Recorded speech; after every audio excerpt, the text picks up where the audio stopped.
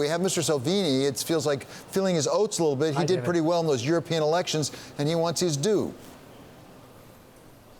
Yes, I mean, this has been talked about for a while. You know, is he ready to use that popularity, his victory at the European elections, to try and bring this government down?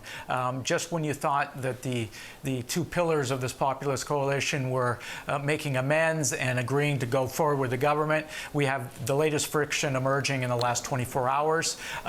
Salvini has denied that he was simply looking for a reshuffle of the cabinet and said really the only alternative to this government right now is to hold fresh elections.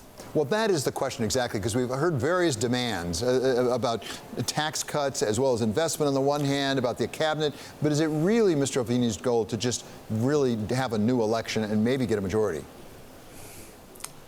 Well, I mean, opinion polls say that he is polling somewhere between 38 and 40%, which brings him pretty close to being able to get a majority in an eventual election.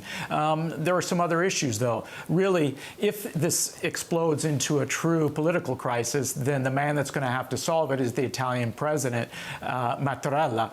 And does he really want to have an early election right at the time that Italy's going to have to put together their 2020 budget, perhaps get into another controversial argument with the European Union about the deficit numbers, etc.